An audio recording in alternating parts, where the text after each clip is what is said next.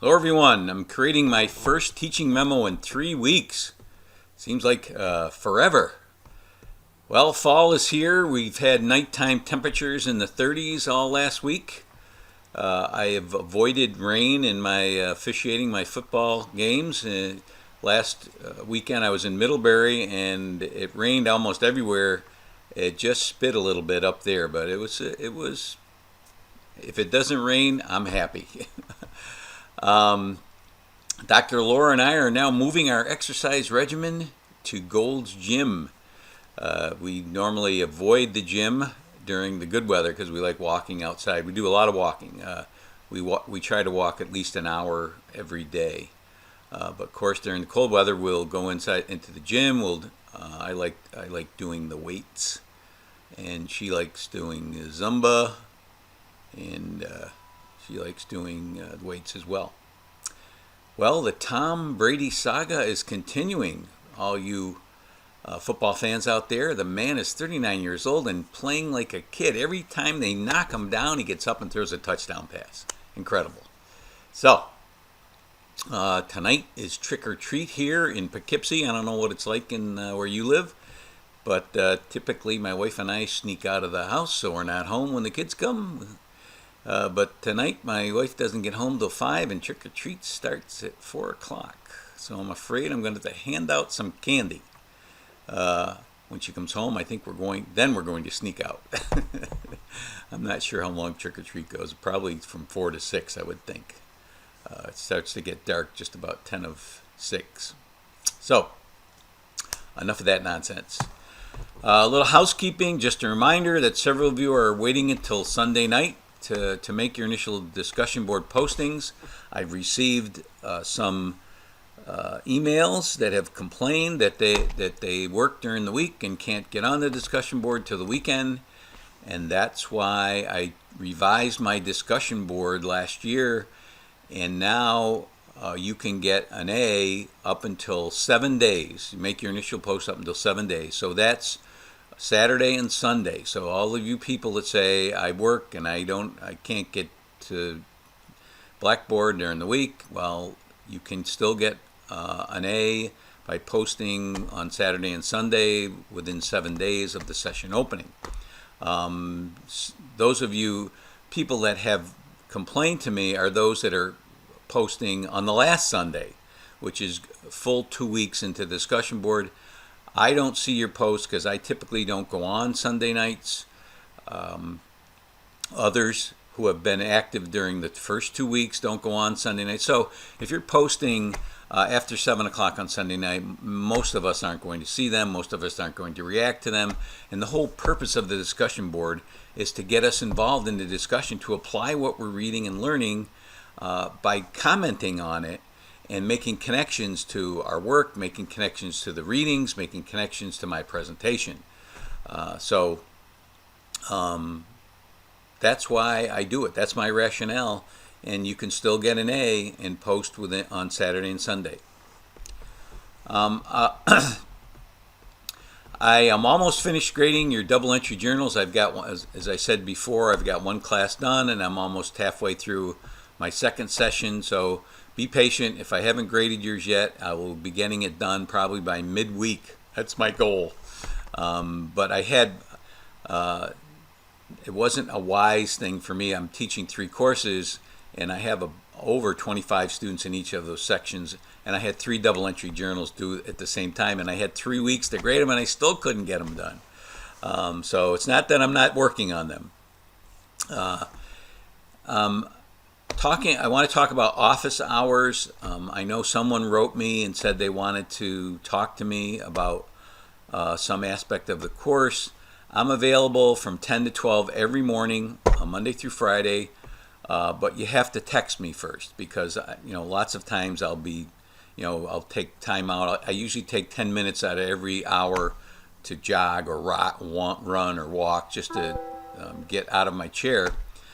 So you got to text me to let me know that, hey, Dr. Tom, can I have an appointment for office hours? And then typically I will just say yes. And then there's a link here in my the hard copy of my teaching memo click on it, it'll ask you to download Zoom, and then you can text me and say I'm going on, and I'll click on as well, and I will.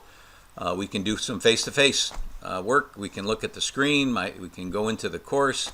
So that's available for anyone during the mornings from 7 to 9, and at night, the evenings from 7 to 9, and at mornings from 10 to 12. So if you need help, it's there. So let's talk about the big ideas of Hard as the Dickens. This is one of my favorite discussion boards because most of my students come into the course with some strong preconceived notions about the usefulness of large-scale standardized tests. Most leave with a different mindset after they see the time, the care, and expense that go into creating them. As one of you said, I just thought they kind of magically pulled questions out of a hat. And some of you are probably familiar with the pineapple question, the pineapple in the hair question a few years ago. Occasionally questions like that will sneak by because the people that are evaluating the questions, which are usually teachers, don't think it's a bad question. So some teachers find it ridiculous, some teachers find it appropriate. So you need to understand that. And now that Questar has the contract for creating our 3 through 8 tests, ELA and math, they are looking for more teacher involvement. So teachers are now, have been writing been doing item writing, test review, question review, bias review. So, and there are opportunities for you to become involved on the State Ed Assessment website. So, many educators are not shy about bashing these tests without any knowledge of reliability, validity, or absence of bias, pilot testing, or the standardization process. It's okay to use your own testing experience as a start, saying, well, I struggled with this, I struggled with that. But then you have to go deeper and find out exactly how they were created and how psychometricians account for test anxiety, poor testing conditions, and individual differences in test takers. All that is built in to the test. You should also take a look at the article, and I wrote it, How Standard is Standardized Testing, because many of you are talking about creating tests based on your students' needs. And that makes me a little nervous, So are you creating 25 different tests for 25 different kids? Well, of course you're not. So I'm curious, I'm asking that in the discussion board, how exactly are you tailoring your questions? And what I'm thinking is that you're not tailoring it based on their needs, you're tailoring it based on what you taught, rather than basing them on the standards or your learning targets that are aligned with the standards, which is what your test should be based on. So, many of you have commented that you were unaware of the intricacies of the large-scale test, including the expense of testing. I'm shocked. I saw a lot of those. I'm shocked at this. This is ridiculous.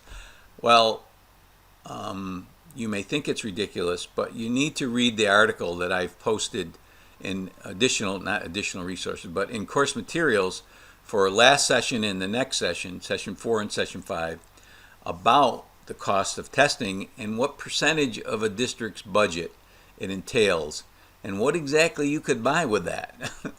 So a lot of you will say, I could buy textbooks, I could buy technology. Well, you'll see exactly what you could buy with it. You may be surprised.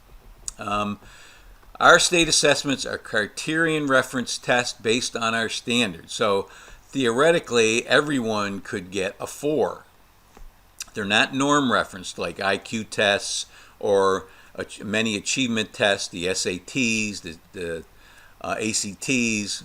They're all norm referenced, so they're based on a normal curve. So 68% of the students are going to score in the middle. They're created that way, like the Iowa test of basic skills. That's why states should never use a norm reference test because it's created so 68% of the students are going to get in the average range. Is that what we want? No. One of the issues with pilot testing, so even norm reference tests and standardized criterion reference tests are pilot tested, but one of the problems is, how do you get kids to take it seriously?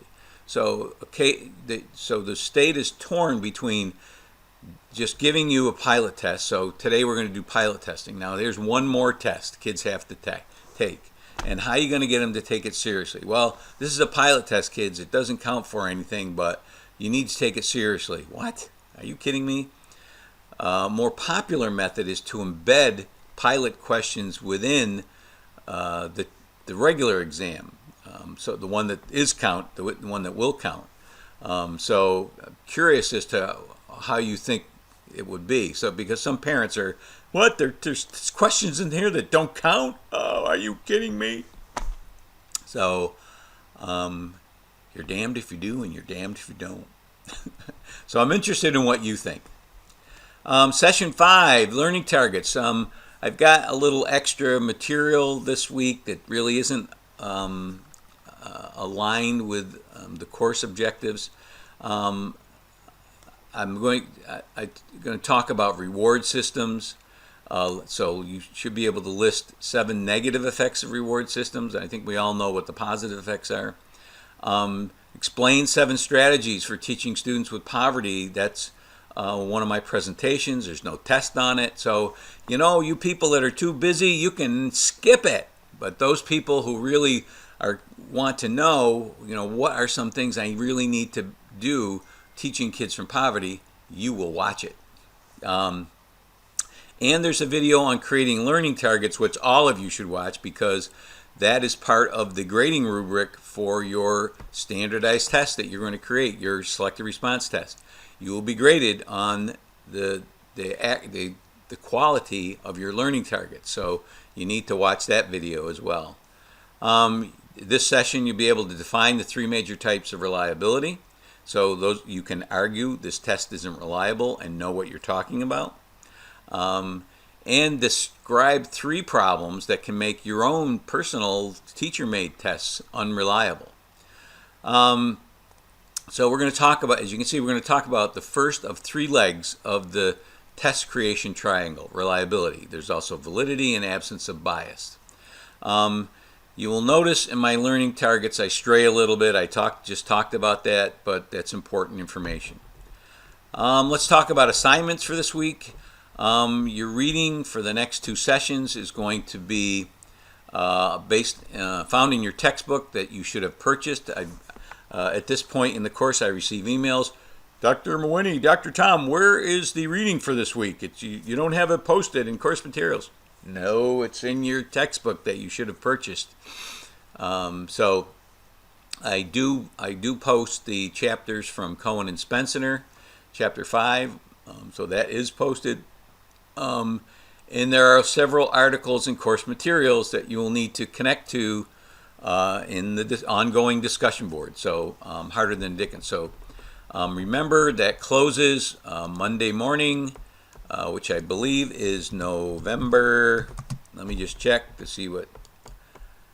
Usually I close it when I start working on Monday morning, which will be November 7th. So in the discussion board or in the assignments I say November 6th, but I close it on the morning of November 7th. You'll also have the first of your 2 vocabulary quizzes this session, so you get to see what my definitions are. Again, the hard copy is in course materials. You should download it, take it first. On the hard copy, go into the discussion board, quiz discussion board, and you know the drill, so I don't have to repeat it. Speaking of vocabulary, you should be doing your vocabulary in your own words. This session you will encounter alternate form reliability, internal consistency, inter-rater reliability, the Plano reliability, standard error of measurement, which is SEM, and test-retest reliability. So keep filling out that VIYOW. You also have a course survey in this week's assignment folder. While this is not graded, I would greatly appreciate your feedback. Last semester, I changed and modified my discussion board rubric based on the comments I received. So use that to help me improve my course. So that's it for this week. I will be back next Monday. Happy Halloween. I am glad I am not in New York City tonight because I have been in the past and it's crazy.